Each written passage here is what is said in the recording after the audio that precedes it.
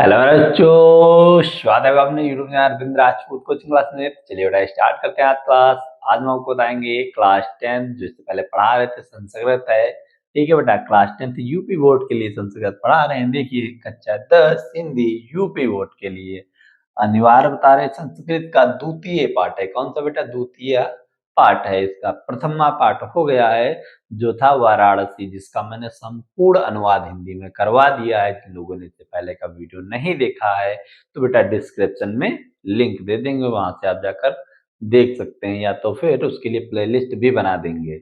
Okay, तो अगर आप मेरे चैनल पर बेटा नए हैं, चैनल से जुड़ना चाहते हैं, तो मेरे चैनल को सब्सक्राइब कीजिए, साथ में बेटा बेल आइकन को जरूर प्रेस कीजिए।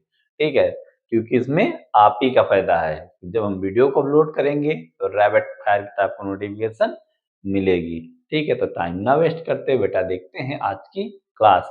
पहले देखिए, इसमें चैप्टर का क्या नाम दिया है? अन्योक्त विलासा। अन्योक्त विलासा का अर्थ होता है, अन्य मतलब क्या होता है बेटा? दूसरा, योक्त जिसकी दूसरी तरह से किसी बात को समझाना। क्या? जो बात होती है किसी दूसरी बात की तरह समझाने से। गांव में कहावत कहते हैं, कौन सी कहावत कहते हैं ना? धोबी से जीतेंगे नहीं, गधे के कान में रहे हैं। ठीक है, कह रहे हैं धोबी से जीतेंगे नहीं, से मुहावरे के जैसे मुहावरे का क्या कहे जाते? घर की मुर्गी दाल बराबर। वहां मुर्गी की बात नहीं होती, आदमी की बात होती है कि घर में जो आदमी होता है उसकी कोई वैल्यू नहीं होती है। ठीक है बेटा, तो चलिए देखते हैं क्या है द्वितीय पाठ अन्योक्त विलास। अभी हमने बताया है। ठीक है, तो इसका पहला बेटा श्लोक है। पहला श्लोक दिया है, तो इसमें क्या लिखोगे बेटा? जिससे आ जाता है इसका संदर्भ लिखने के लिए, और क्या आता है बेटा? संदर्भ करने के लिए आता है, और इसका क्या आता है? अनुवाद करने के लिए। तो क्या लिखो? प्रस्तुत गद्यांश हमारी पाठ्य पुस्तक संस्कृत खंड के ना प्रस्तुत गद्यांश हमारी पाठ्य पुस्तक हिंदी के संस्कृत खंड के अन्योक्त विलासा नामक पाठ से अवतरित है या तो लिया गया है। बस इतना लिखना पड़ता है बेटा संदर्भ में। संदर्भ तो बच्चे बच्चे लिखना जानते हैं। चलिए इसका अनुवाद देखते हैं। अनुवाद देखते हैं क्या बेटा? अनुवाद। अनुवाद क्या दिया है? नितरांत निश्चो असीमति त्वं केंदम कूपी कदापि मा कथा अत्यंत्र सृस हृदयो यथा प्रेसान गुण गृहीत असि। यानी नितरांत का मतलब क्या होता है बेटा? अति अधिक। यहाँ पे दिया है नितरांत का अर्थ क्या हो जाएगा? अति अधिक। नितरांत का अर्थ हो जाता है अति अधिक। फिर इसका हमने लिखा है नीचो असीमति। इसको हमने तोड़ तोड़ के बताया है। क्या बेटा? नीच प्लस, जैसे सब करते हो संधि विच्छेद। ठीक है, असीम प्लस इति, जिसका अर्थ होता है मैं नीचा हूं। क्या हूं? मैं नीचा हूं। नीचा हूं जिसका अर्थ क्या हो गया? मैं नीचा हूं। तुम का मतलब होता है तुम। तुम का अर्थ क्या होता है बेटा? तुम। क्या होता है अर्थ? तुम। खेद का मतलब क्या है बेटा? खेद का मतलब है दुख। खेद का अर्थ क्या होता है बेटा? दुख। खेद का अर्थ होता है दुख। कदापि, कदापि का अर्थ होता है कभी भी मत करो। कभी भी दुख, कभी भी मत करो, कभी भी मत करो। ठीक है, कूप का बेटा अर्थ क्या बताया? कूप का अर्थ होता है कुआं। किसके लिए बात कही गई है बेटा? कुएं के लिए कही गई है। कुएं के लिए कही गई है। किसके लिए बात कही गई है? कुएं के लिए। कदापि मत करता, यानी तुम कभी दुख मत करो। यानी हे कुएं, मैं क्या कुआं कहा जाता है? हे कुएं, मैं अत्यंत नीचा, नीचा करते हो गहरा, गहरा हूं। इस प्रकार कभी भी दुख मत करो। तुम क्या हो बेटा? अत्यंत सरस हृदयो यथा प्रेसाम गुण गृहित, गुण गृहिता असि। यानी दूसरों के अत्यंत, मतलब अत्यंत का अर्थ होता है अत्यंत। ठीक है, अत्यंत का अर्थ क्या होता है? अत्यंत कृत, अत्यंत सरस हृदय वाले हो। कैसे हो? सरस हृदय वाले हो। अत्यंत सरस हृदय वाले हो। कैसे हो? सरस हृदय वाले हो। यथा, यथा का अर्थ हो, यथा का अर्थ क्या होता है? क्योंकि। यथा का अर्थ होता है क्योंकि। परेशान का अर्थ होता है दूसरों के। परेशान का अर्थ क्या होता है? दूसरों के। गुण का अर्थ क्या होता है? गुण। देखिए लिखा है गुण गृहीता अस्य। इसको हमने तोड़ तोड़ के बताया है। गुण ग्रहिता अस का अर्थ है गुणों की, यानी गुणों को ग्रहण करने वाले हो। गुणों को ग्रहण करने वाले हो या रस्सियों को लेने वाले हो या रस्सियों को लेने वाले हो। इसका मीन्स समझ में आया होगा। पूरी लाइन का मतलब क्या हो जाएगा, यानी क्योंकि तुम अत्यंत सरस हृदय वाले हो, यानी जल युक्त कुएं में क्या बेटा भरा रहता है, जल भरा रहता, और दूसरे के गुणों को ग्रहण करने वाले हो। समझ में बेटा आ गया होता। वहां क्या कहता है, मैं अत्यंत नीचा हूं, यानी नीचा या गहरा हूं, तो इस प्रकार कहते हैं तुम कभी भी दुख मत करो, क्योंकि तुम अत्यंत क्या हो, अत्यधिक यानी सरस हृदय वाले हो और दूसरे के गुणों को हरने वाले हो। जैसे दूसरे को मतलब जैसे प्यासे को क्या करते हो, प्यासे को पानी पिलाते हो। इतनी बेटा बात समझ में आ गई होगी। हमने एक एक का अर्थ बताया है। देखिए सबका अर्थ लिखा है, नीचो अस्मित का मतलब तुम का मतलब तुम। देखिए नीचो का मतलब नीचा या गहरा, नीचा लिख सकते हो या गहरा। खेत तुम का मतलब तुम। खेत का मतलब क्या होता है, खेद का मतलब दुख होता है। कूप का मतलब कुआ होता है। कदाप का मतलब कभी, मां करता कभी दुख मत करो, मत करो। अत्यंत सरस हृदयो यानी अत्यंत तुम अत्यधिक सरस हृदय वाले हो। यथा क्योंकि परेशा का मतलब दूसरों के ठीक, परेशा का क्या हो गया, दूसरों के। गुण का अर्थ क्या हो गया, गुण गृहीता अस, यानी दूसरे के गुणों को ग्रहण करने वाले हो। समझ में बेटा आ गया होगा। चलिए अब अगला श्लोक देखते हैं। ये आपको नहीं लिखना है बेटा, यानी पेपर में ये नहीं लिखना है, बस ये लिखना हमने एक एक का तोड़ तोड़ के संधि विच्छेद करके बताया है इसको कैसे पढ़ते हैं। ओके, अगला हमारा श्लोक है,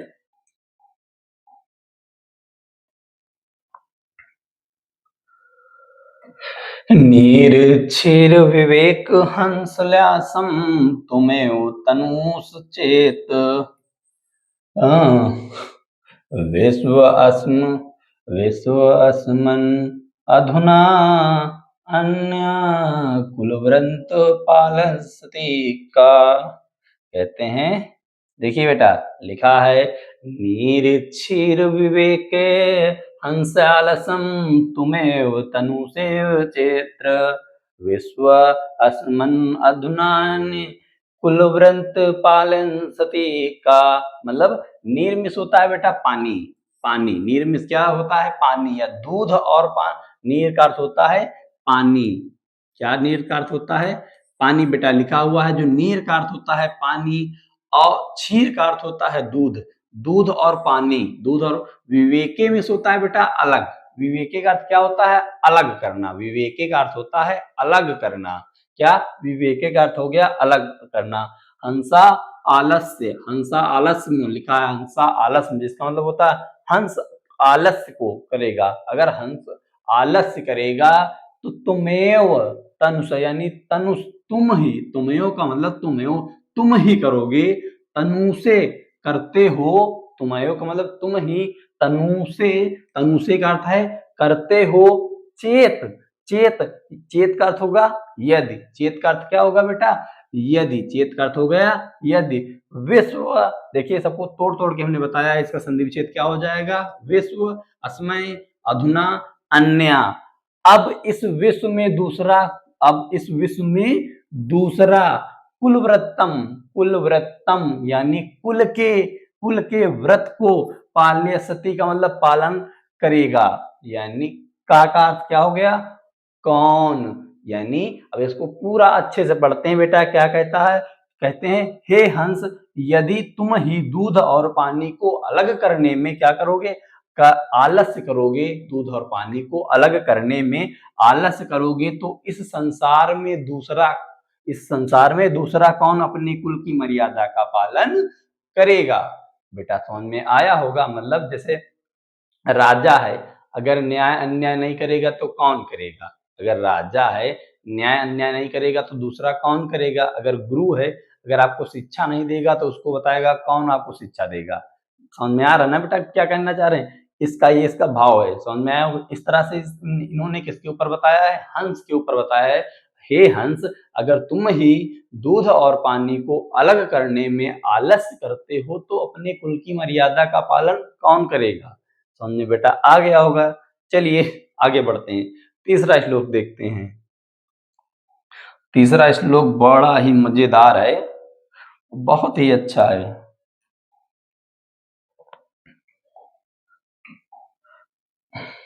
तीसरा श्लोक देखिए बेटा, बहुत ही मजेदार है और बड़ा ही अच्छा है।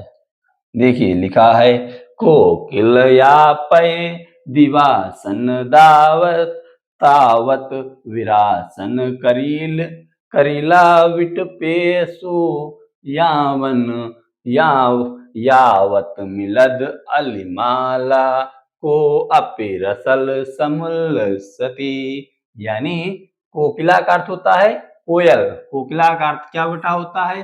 कोयल। यापय का अर्थ बिताओ, कोकिला का अर्थ क्या हो गया बेटा? कोयल। किसके लिए बात कही गई है? कोयल के लिए बात कही गई है। किसके लिए? कोयल। कोकिला यापय दिवसान दावत, लिखा है तावत विरासन करील विटपेसु यावत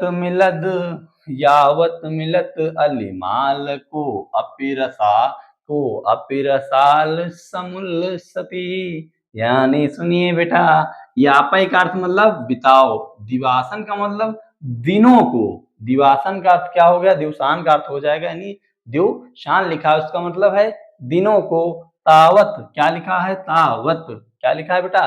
तावत तब तक विरासन, यानी विरास का मतलब विरसान का मतलब निराश, विरासन का मतलब क्या? नीरस मतलब कड़ुए, यानी कड़वे, ठीक है। करी नीरस, नीरस, ठीक है। विरासन का अर्थ क्या हो गया? नीरस करिए। करील, करील देखिए लिखा बेटा, करील विट पेशु का अर्थ है करीले के पेड़ों पर, यानी करीले के पेड़ों पर तब तक तुम विश्राम करो जब तक क्या हो जाए? यावन, यावन देखिए इसमें लिखा है यावत मिलद, तोड़ा गया है बेटा, इस पूरे सेंटेंस को तोड़ा गया है। यावत मिलद अलिमाल, यानी जब तक भौरों की पंक्ति से युक्त रसाल, यानी जब तक भौरों की पंक्ति से युक्त, फिर दिया है बेटा रसाल को, अभी मतलब भी, ठीक है, को भी क्या बताया गया? ठीक है। आम का, रसाल का अर्थ होता है आम का, समूल सती मतलब सुशोभित होता है, समूल सती का मतलब सुशोभित होता है या प्रकाशित होता है। तो इसको हमने एक एक का वर्ड बताया। अब चलिए, यानी हे कोयल तब तक अपने नीरस दिनों को करीले के पेड़ पर बिता लो जब तक भौरों की, क्या बताया गया बेटा? जब तक भौरों की पंक्ति से युक्त कोई आम का वृक्ष विकसित नहीं हो जाता है। कोई, को आपे का अर्थ क्या होता है? कोई, को आपे का अर्थ है कोई आम का वृक्ष विकसित नहीं होता है या नहीं हो जाता है। समझ में बेटा आया? क्या कह रहे हैं?